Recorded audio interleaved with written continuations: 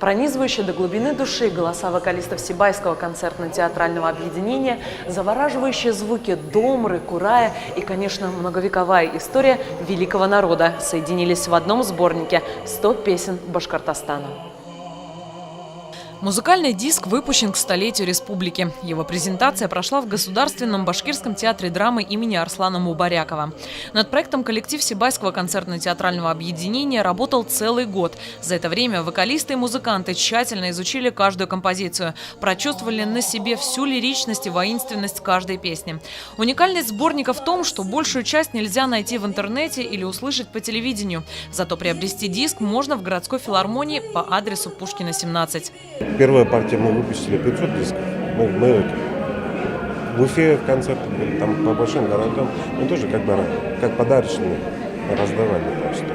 Но сегодня мы тоже продаем.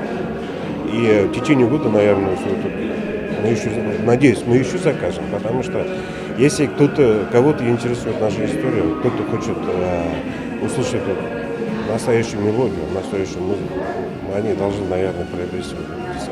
Я так считаю. Отдельное внимание стоит уделить обложке диска, на которой не фотография богатой природы Башкортостана, а детский рисунок. С февраля по март месяц был проведен открытый городской конкурс эскизов логотипа и художественного оформления диска. Победителем стал воспитанник художественной школы Радмир Афлятунов. Я использовал яркие цвета в виде космоса.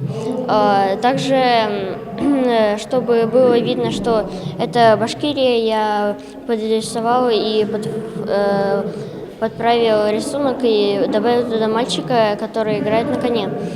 Также, чтобы он был именно на чем-то, и я использовал радугу, потому что я выбирал яркие цвета. Башкирские народные песни являются сокровищницей музыкально-поэтической культуры и занимают выдающееся место в художественном творчестве народа. Большая группа песен связана с военной тематикой, с участием воинов-башкир в походах и экспедициях русской армии Первой и Второй мировых войн. Многие композиции посвящены удивительной природе Урала, охоте и быту. Есть в сборнике и целые песни-легенды, повествующие о доблести и храбрости воинов или о невероятной всеобъемлющей любви.